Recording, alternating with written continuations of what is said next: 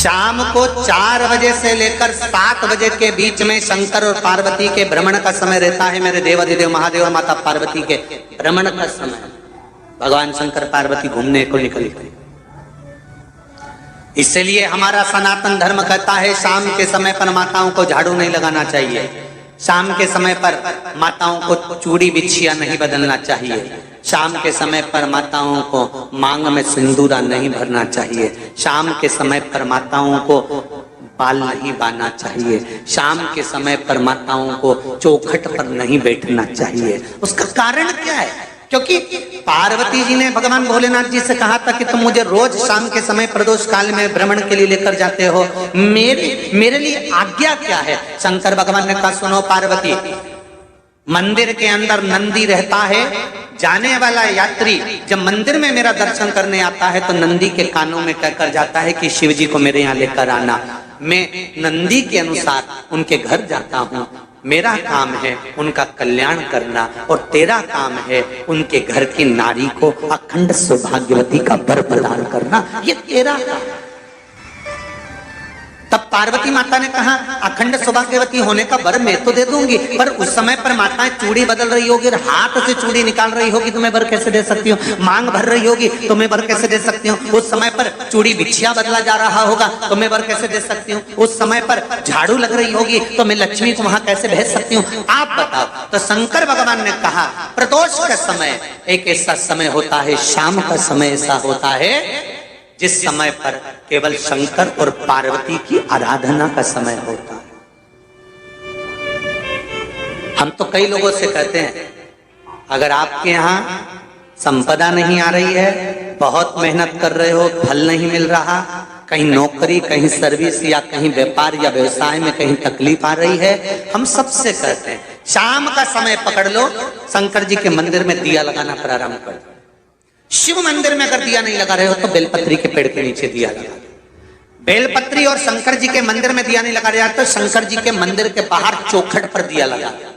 इतना भी नहीं कर सकते तो अपने घर के बाहर अपने द्वार पर दिया लगा दो, पर शंकर जी के नाम का श्री शिवाय नमस्तुभ्यम बोलकर शंकर भगवान को याद कर कर अपनी कामना कर कर बाबा का स्मरण कर कर पंचाक्षर मंत्र नमः शिवाय, षडाक्षर मंत्र ओम नमः शिवाय, द्वादशाक्षर मंत्र ओम नमो भगवते वासुदेवाय, जो मंत्र तुमको याद है उसका स्मरण कर कर लक्ष्मी हो चाहे नारायण हो चाहे राम हो चाहे कृष्ण हो स्मरण कर कर शाम के समय बाहर दिया लगा दो, दरवाजे के पास लगा दो। वो सुनेगा जरूर, आएगा तो उसका वेलकम जरूर होगा और वो कुछ देकर जरूर जाएगा।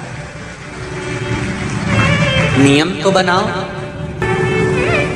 उसकी चौखट पर जाकर कहना प्रारंभ।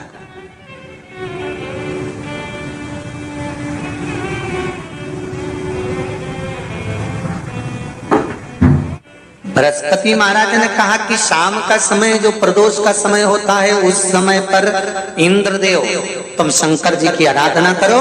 शिव आराधना से शंकर जी जो मार्ग प्रशस्त करेंगे, शिव आराधना से जो शंकर जी कहेंगे वो तुम करना।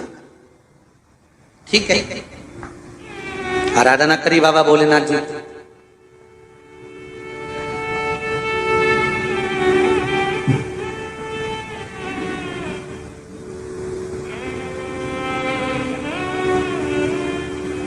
मालूम नहीं था इंद्रदेव को।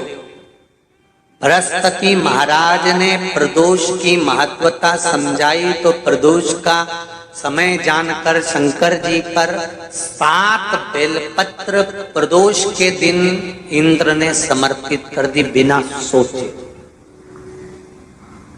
कितनी बेलपत्र? 7। प्रदोष का व्रत करो चाहे ना करो, मंदिर में चढ़ी हुई बेलपत्र को उठा लो,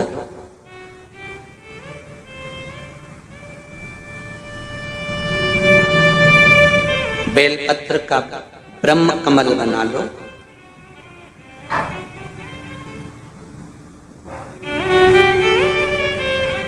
ब्रह्म कमल का मतलब होता है डंडी बीच में रहे, आसपास पत्तियां रहे। 7 पत्ती का ब्रह्म कमल बनाकर, जैसे ये पत्तियां हैं एक जैसी रखी हुई हैं तो इसको फैला लिया 7 पत्ती को, आपस में फैलाकर ब्रह्म कमल बना लें। प्रदोष का व्रत करें ना करें, जरूरी नहीं है कि वृक्ष से ही पत्ती लेकर आओगे तो ही शंकर जी को चढ़ाओगे। शिव जी पे से चढ़ी हुई उठाकर धोकर ब्रह्म कमल बनाकर बाबा से विनय कर कर, हे प्रभु आज मैं इस काम के लिए जा रहा हूं, बाबा मेरा यह कार्य है, बोलकर श्री शिवाय नमस्तुभ्यम बोलकर शिवलिंग पर समर्पित कर दो।